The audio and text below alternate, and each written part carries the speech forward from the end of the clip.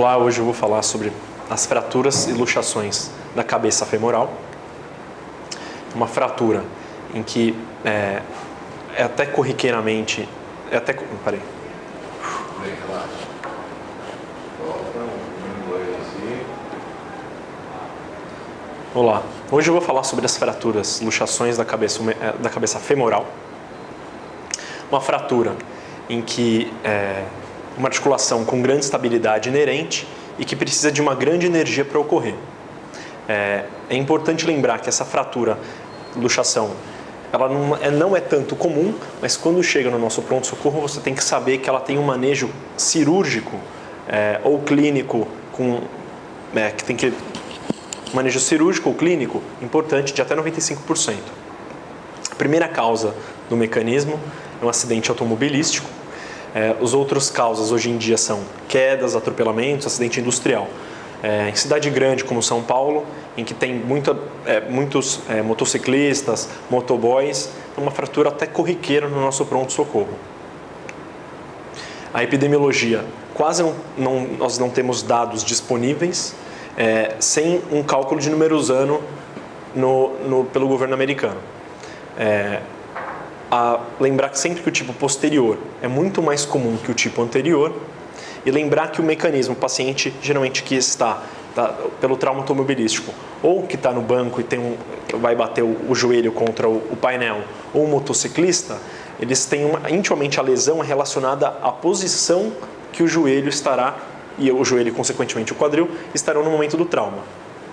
Quanto menor a antiversão da cabeça femoral, mais luxa e tem menos fratura. E a lesão do lado direito é muito mais comum que do lado esquerdo, talvez pelo mecanismo de proteção que o indivíduo tem na hora do trauma. A posição e a lesão estão ilustradas nesse slide, em que você tem que lembrar que flexão, adução e rotação interna levam a uma luxação posterior pura. Uma flexão parcial com menor adução e menor rotação, o paciente tem uma fratura luxação posterior. Em mecanismos de hiperabdução e extensão, o paciente vai luxar para anterior, o quadril. Tem um slide aqui ilustrando com dois vetores, com flexão, rotação externa e adução, para luxação pura. E menos adução, uma fratura, luxação. Lembrando que no trauma automobilístico é o painel o joelho contra o painel. Quando você está num automóvel, e para o motociclista é aquela perna que o paciente ele vai bater contra um retrovisor ou bater contra outro automóvel, a perna dele que está abduzida. As lesões associadas são muito comuns. 25% das fraturas de luxação do quadril tem lesão importante no joelho, mas lembrar que, como é um mecanismo de alta energia, tem lesão de anel pélvico, lesões do joelho, acetabulares, lesões femorais. E sempre o paciente chegou para você vai fazer o exame do ATLS, vai observar que no exame físico o paciente pode ter um sinal clássico, às vezes nem sempre presente, mas pode ter um sinal clássico, como no caso da luxação posterior, em que você se encontra o paciente que ele está com o membro encurtado, o membro direito, rodado interno e aduzido. E aí você vai ver que na luxação posterior você tem que examinar o quê? Pensando que o fêmur foi contra a região dos glúteos e do ciático. Então você tem que avaliar a função, ver se o paciente tem diminuição de força nesse membro e avaliar também, no caso, perfusão deste. Na luxação anterior, você percebe pelo slide que o membro está encurtado, abduzido, rodado externo e fletido quando a cabeça está inferior à região do forame obturatório, e se a cabeça do fêmur está na região superior, o membro pode estar estendido. E sempre procurar lesões associadas. Lesão anterior, procurar lesão ou compressão da artéria femoral. Exame de imagem. Chegou o paciente no pronto-socorro, você avaliou, examinou o paciente, vai pedir um raio-x. E vai pensar no que quando pede um raio-x? Vai pedir um raio-x AP da bacia, que é um exame de triagem do ATLS, e vai olhar que vai perceber que a cabeça pode estar fora do quadril. Agora, e na dúvida, a luxação é anterior ou posterior? Lembrar que no raio-x com a luxação posterior, pela magnificação, como a cabeça, o filme está atrás do paciente, a cabeça parece menor porque a cabeça está mais perto da região do filme, tem uma menor magnificação. Consequentemente, na luxação anterior, a cabeça parece maior. Aqui a gente pode ver na região os dois círculos, comparando da luxação. O círculo da direita o círculo do quadril direito parece menor que o da esquerda. Você vai avaliar o que no raio-x também? Vai avaliar o trocânter menor. Você percebe que como o membro está rodado, o trocânter menor parece mais evidente. E vai ver que tem a quebra da linha de Shenton, que ali no caso é mostrado pela seta vermelha. Peraí. Vamos voltar aqui. Aqui, o raio-x. Na pré-redução, você vai fazer um raio-x AP, e aí você vai fazer o quê? Na pré-redução. Vai pedir tomografia? Não. Você manda o paciente direto para o raio-x e vai fazer esse raio-x inicial. Você fez a redução, você faz um raio-x com 5 incidências, que é o inlet, o outlet e a alária obturatriz. Mas uma vez que tem essa lesão, você vai associar a tomografia. Então, tem que pedir a tomografia junto com os exames de imagem, mas somente pós-redução. A classificação para fratura e luxação do quadril, a mais comum e conhecida é Thompson e Epstein, que é para luxação posterior, que é a mais comum. Aí você divide no tipo 1, que é uma luxação sem fratura, ou uma fratura pequena. O tipo 2 é uma luxação com fratura única, com fragmento grande da borda posterior. O tipo 3 é uma fratura da região cominuta da borda, com fragmento grande. O 4 é uma fratura do assoalho acetabular, então da região em cima do acetábulo, não é na região pensando na parede, é um trauma, vai aumentando a energia do trauma, então tem lesões maiores na região do acetábulo. E o tipo 5 é uma luxação com fratura da cabeça.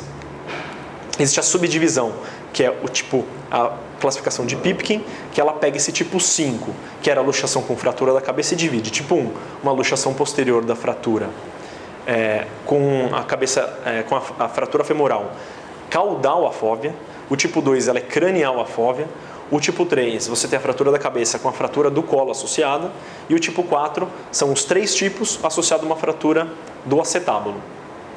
Existe essa classificação de Stewart-Milford, que ela dá prognóstico, mas é pouco usada. Também vai aumentando do tipo 1 ao tipo 4, vai aumentando a energia. E é essa classificação que é uma unificada, ela usada para classificação fratura, luxação anterior e posterior, que é do Brumbeck. O tipo 1 é só para luxação posterior. O tipo 2 é a luxação, só que a cabeça vai para superomedial. O tipo 3, uma luxação do quadril, com fratura do colo. O tipo 4, uma luxação anterior. E o tipo 5, uma fratura, luxação central do quadril. A cabeça funcionaria como se fosse um otopelvis, só que no modo de fratura. A cabeça entra e quebra o assoalho e ela entra dentro da pelve. Só que a classificação da AO e da OTA, que é somente para luxação, que é o tipo 80. As vias cirúrgicas que você vai utilizar pensando nas fraturas que você tem. Se a fratura for cirúrgica, tem que vias utilizar no caso, que é uma dúvida importante para o cirurgião. A via anterior, que é do Smith-Petersen, que é entre o tensor da face lata e o músculo sartório, você vai usar, no caso, para fraturas que são de indicação cirúrgica, que tem fratura da cabeça e a redução não é concêntrica. A via anterolateral, que é entre o tensor da face lata e o glúteo médio, que é a via do Watson-Jones, você vai usar, no caso, para fraturas que tem também uma redução não concêntrica. As vias posteriores, que é a de Cocker-Langenbeck, você vai fazer, que é transglúteo, a indicação seria uma fratura, luxação irredutível posterior, ou uma fratura muito grande da parede posterior, que você precisasse abordar numa via cirúrgica para correção do acetábulo. Existe essa via descrita, que é uma transtrocantérica, que você disseca entre o tensor da face lata e o glúteo máximo, e é usado para associações cabeça mais fraturas cabeça junto com luxação do acetábulo.